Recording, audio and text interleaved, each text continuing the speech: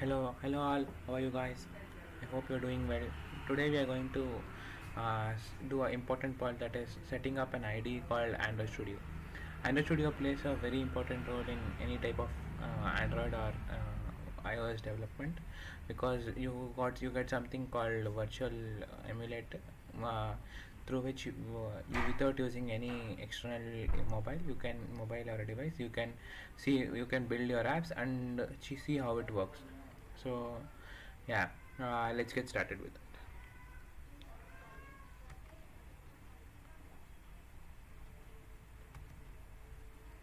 So this is their official website. So from here you can download the Android Studio. Once you start downloading it, it is like 1.1 GB now.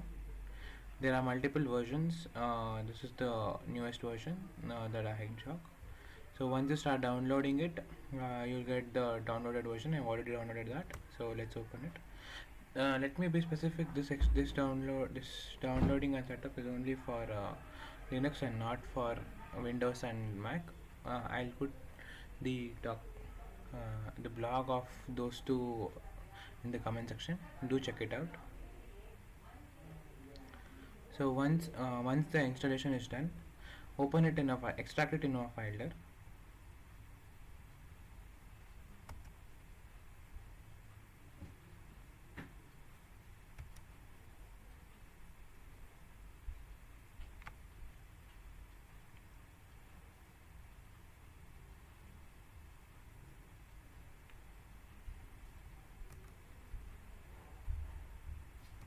Once the extraction is done, you will have a folder like this.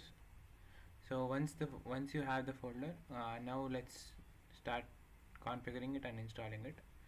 So get into the bin file.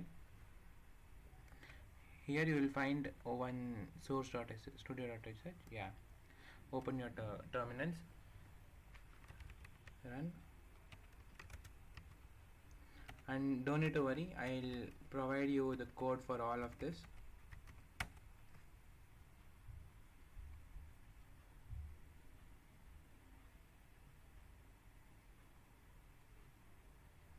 It's getting installed.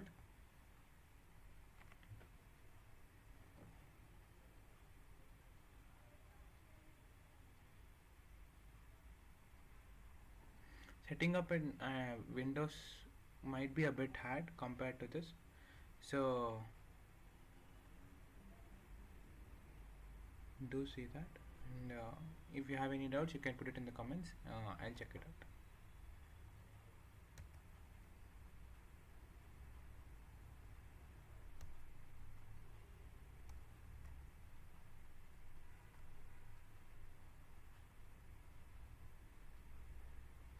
The thing is, since I have already installed it, it is showing me the folder. But if you once you install it, it doesn't show like this. You need to create a new project. Once you create a new project, just go to the files. Here you have settings.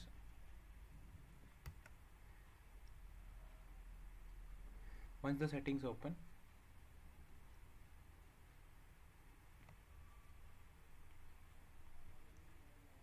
you'll find a plugin called Flutter. Just install it. Once the installation is completed, it will ask you for restarting the IDE. Once the restarting is done, you'll be good in getting your app. Like your Other than this, you have to also install one more thing called your emulator.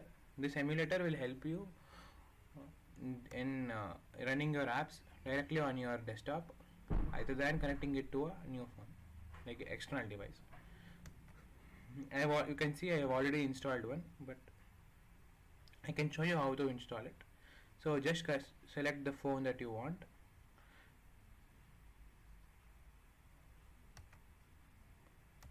Next, select a type of version that you want. I always prefer a higher version because it will support all the versions that are down below it. And since you might be at the end, you might be putting it on a Play Store or using by yourself. That time you can, like, if you are using a older version, and if your phone has a newer version, then it will have a compatibility problems. So install that version.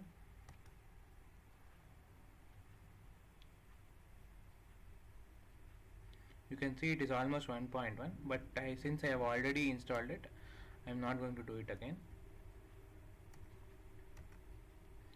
Once it is done, you just need to click on this and it will be ready to run. I have API. You'll get an emulator as well. I used API because it is smaller. First one is smaller. It puts less load on your CPU and works very fine. Whereas a full emulator might be a bit heavy. So I prefer using an API emulator, but it's your choice.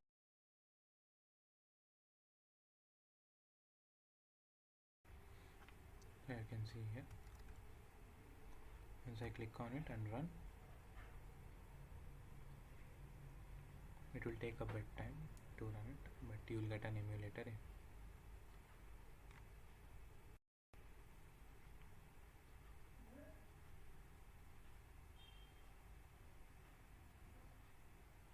Yeah, see.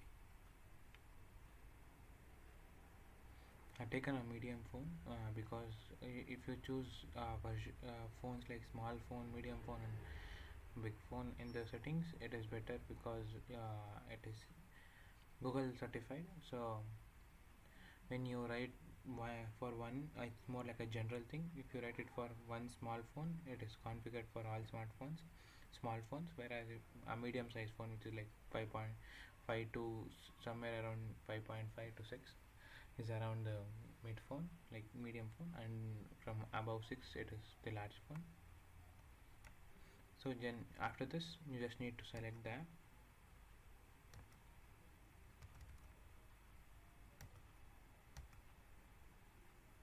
and then start running it. Yeah, see, you can see it shows.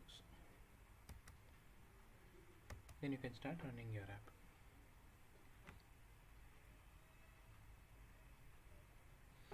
Might take some time, but it will run the app.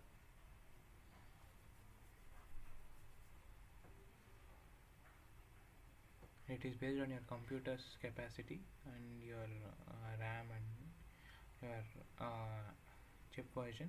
The higher the chip version and the higher the RAM, the better and faster it works. So this is all about the setup of Android Studio for your Flutter application. So from we are going to move into working with the projects, and I'll teach you how to work with projects and startup. Before that, I think we need to go with a bit of that and as a programming language, because it might be a very important as you start developing. So until then, goodbye guys.